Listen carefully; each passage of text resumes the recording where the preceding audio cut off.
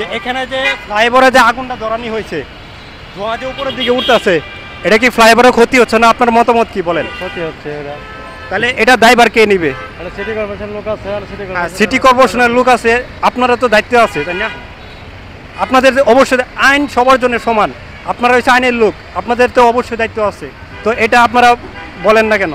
গাজীপুরের মধ্যে এমন অনেক জায়গা আছে, সিটি কর্পোরেশন যে দায়িত্বে আছে তার উচিত যে নির্দিষ্ট একটা জায়গা নিয়ে এই ময়লাগুলো ওখানে ফেলানো। আসসালামু আলাইকুম, আমি আছি এখন গাজীপুরে। গাজীপুর একদম মেন শহরে। গাজীপুরের মতো একটি জায়গার মাঝে দেখুন অবস্থা, ডাস্টবিনের অবস্থা। আপনাদেরকে একটু ভালো করে দেখাই আমি। এই যে দেখুন, এখানে গাজীপুরের মতো একটি জায়গার মাঝে, রাস্তার মাঝে, তারপরেও রাস্তার মাঝে এখানে ডাস্টবিন ফেলানো হচ্ছে। এই যে দেখুন, এটা হলো, আপনাদেরকে আমি সরাসরি দেখাচ্ছি।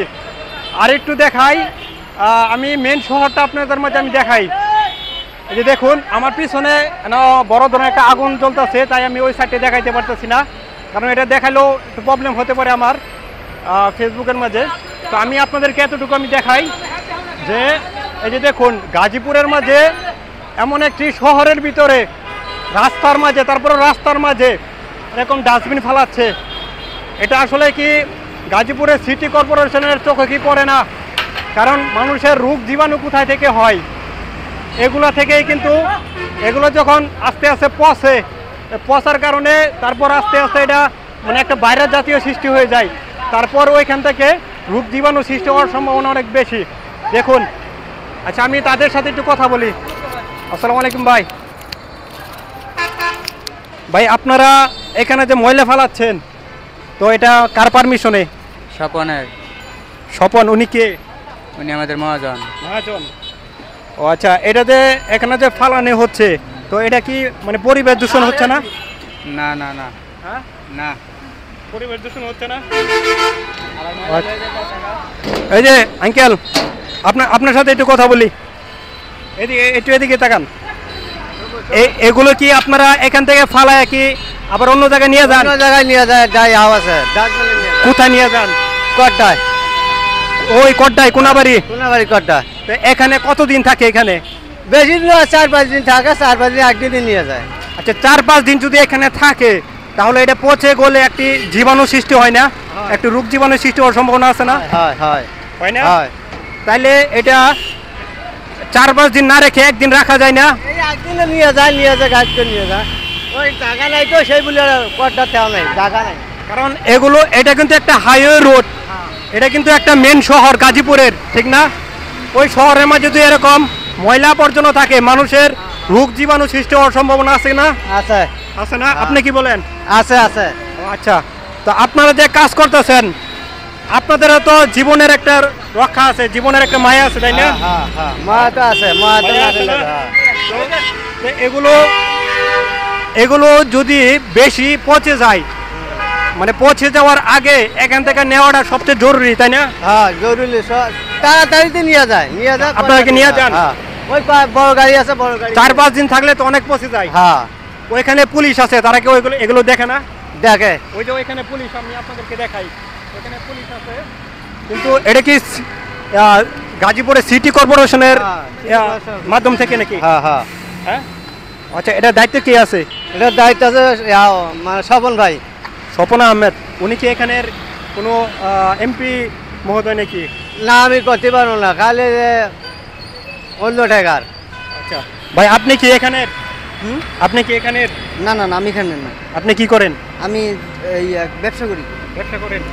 গাজীপুরে কি ব্যবসা করেন? গাজীপুরে ব্যবসা করি। আচ্ছা, আমি বলতে চাচ্ছি যে এখানে যে ময়লাগুলো ফালানো হচ্ছে, এই ফালানোর কারণে যদি 4-5 দিন কিংবা এর চেয়ে বেশি দিন এখানে যদি থাকে ময়লাটা, তাহলে এটা কিন্তু একটা গাজীপুর শহর। গাজীপুর শহর, এই শহরের মাঝে এটা যখন পৌঁছবে, তখন এখান থেকে একটা রোগ জীবাণু সৃষ্টি হওয়ার সম্ভাবনা অনেক বেশি, তাই না? অনেক বেশি। এখানে রোগ জীবাণু সৃষ্টি হওয়ার অনেক বেশি। এখানে এগুলো পোকা ধরে, এখান থেকে দুর্গন্ধ ছড়ায়। দেখেন পোকা, আমি তো দেখলাম এই যে এটার মধ্যে পোকা। এখানে পোকা আছে, এখান থেকে দুর্গন্ধ ছড়ায়, তার কারণে মানুষ বিভিন্ন রোগে আক্রান্ত হয়ে যাচ্ছে। আর বর্তমান আবহাওয়া এমনি খারাপ, আবহাওয়াটা আরো খারাপ হয়ে যাচ্ছে। আপনার কথা একদম রাইট। কারণ এটা এখানে না ফেলে একটি মানে নির্দিষ্ট একটা জায়গার মাঝে মানে আপনার দেখা গেছে যে খালি একটা ময়দান ওইখানেও তারা ফালাইতে পারতো। গাজীপুরের মধ্যে এমন অনেক জায়গা আছে, সিটি কর্পোরেশন যে দায়িত্বে আছে তার উচিত যে নির্দিষ্ট একটা জায়গা নিয়ে এই ময়লাগুলো ওখানে ফালানো। হ্যাঁ, কিন্তু এটা ধরতে গেলে এটা রুটের মধ্যে ফালানো হচ্ছে, রোডের মধ্যে ফালানো হচ্ছে। এই যে আগুন যে জ্বালাচ্ছে, এখানে ফ্লাইওভার আছে, এটা ক্ষতি হচ্ছে না? এই যে অবশ্যই এটার ক্ষতি হচ্ছে। অবশ্যই অবশ্যই। আচ্ছা, আমি আগুনটা আমি দেখাইতে পারতেছি না, কারণ আগুনটা দেখালে আমার একটু ভিডিওতে সমস্যা হতে পারে, এই জন্য আমি আগুনটা দেখাইতে পারতেছি না। তারপরেও আমি একটু দেখাই, আপনি যে কথাটা বলছেন। এই যে দেখুন, আপনার কথা একদম রাইট ভাই, আমার কাছে খুবই ভালো লাগছে। এই যে এখানে আগুন ধরানোর কারণে আমি দর্শক ভাই একটু থাকেন, দর্শক আমি আপনাদেরকে একটু দেখাই যে এখানে আগুন ধরানোর কারণে দেখুন ফ্লাইওভার, এই ফ্লাইওভার এটা যদি গ্যারান্টি থাকে 100 বছরের, তো এটার আমি মনে করি এটা যে সৌন্দর্য, এটার যে কোয়ালিটি ছিল ওই কোয়ালিটিটা মানে 50 বছরের মানে উদা হয়ে গেছে এই ধোঁয়ার কারণে। দেখেন পরিবেশ, এ হলো আমাদের বাংলাদেশের অবস্থা, দেখছেন এ হলো অবস্থা। ভাই আমি আবার বাইরের মাঝে একটু ফিরে যাই, আপনি যে কথাটা বললেন এটা কিন্তু একদম সত্যি কথা। এই যে পরিবেশটা নষ্ট হইতেছে, এটা দায়ভার কে নেবে? এটার দায়ভার বর্তমান সিটি কর্পোরেশনের যে দায়িত্বে আছে তাকেই নিতে হবে, কারণ সে যদি নির্দিষ্ট একটা স্থান ঠিক করে দেয় তাহলে তো এখানে আগুনটা ধরার কোনো প্রশ্ন আসে না। নির্দিষ্ট স্থানে ময়লাগুলো ফেলা হয়, তাহলে তো এই ক্ষতিটা হইতেছে না, বাংলাদেশ সরকার এই ক্ষতিটা হচ্ছে না। এটা ক্ষতি হওয়া মানে আমাদের জনগণের ক্ষতি, কারণ এটা করছে এটা তো আমাদের জনগণের টাকা পয়সা দিয়ে করছে, তাই না? আচ্ছা, ওইখানে পুলিশ আছে, ওরা কি এগুলো চোখে দেখে না? হ্যাঁ, ওরা দেখতেছে, এখন দেখার পরেও ওদের তো বর্তমান মূল্যায়ন একটু কম। এই যে বিরোধী সরকার চলে যাওয়ার পর তাদেরকে মানুষ শুনেন, আমি একটা কথা বলি, মূল্যায়ন কম ঠিক আছে, তারা কিন্তু যদি চায়, আইন তো সবার জন্য এক সমান, আইন সবার জন্য সমান। তারা যদি চায় তারা এখানে আইসা বাধা দিতে পারে, তাদের কথা অবশ্যই শুনবে, কিন্তু তারা তো বাধা দেবে না বা দিচ্ছে না। আচ্ছা, আমি একটু ওনার সাথে একটু কথা বলি, যে এখানে এই যে আগুন ধরানোর কারণে ফ্লাইওভারে যে একটা পরিবেশ দূষণ হচ্ছে, এটা দায়ভার কে নেবে? এটা আমাদের বলার উচিত, কারণ এগুলা বলার মতো মানুষ আমাদের দেশে নাই তেমন, এটা আমাদের বলতে হবে। ঠিক আছে ভাই, ধন্যবাদ। রোজা রাখছেন? জি, রোজা আছি। আলহামদুলিল্লাহ, ভালো থাকবেন। আমি একটু যাই ওদিকে।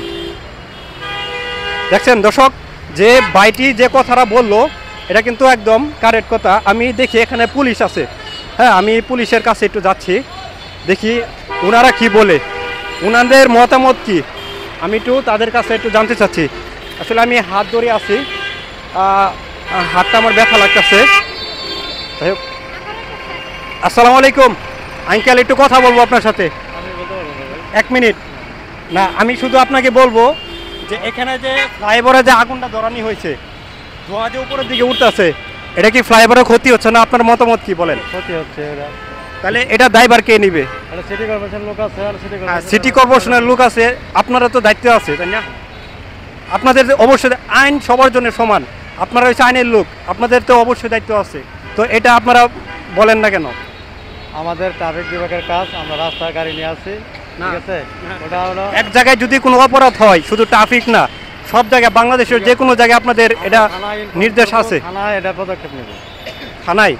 তাহলে আপনাদের কোনো এটা কোনো মতামত নাই এটার মধ্যে কোনো? আছে, ওটা আমাদের কন্ট্রোলের মাধ্যমে থানাকে অবগত করতে হবে, তবে অনেকবার অবগত করা হয়েছিল, ঠিক আছে?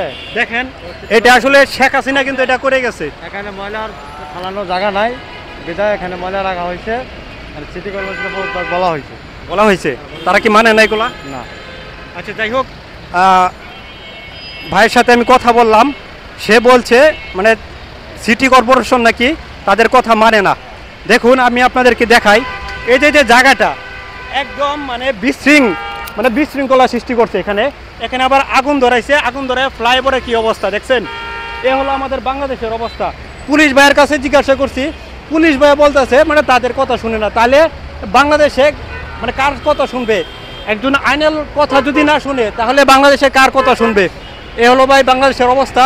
ভিডিওটি ভাই অবশ্যই আপনাদের শেয়ার করতে হবে, শেয়ার না করলে ভাই বাংলাদেশে কি হচ্ছে আমাদের সবার দেখার উচিত, বোঝার উচিত। ভিডিওটি অবশ্যই শেয়ার করবেন। ধন্যবাদ সবাইকে। আসসালামু আলাইকুম রহমতুল্লাহি ওয়া বারাকাতুহু।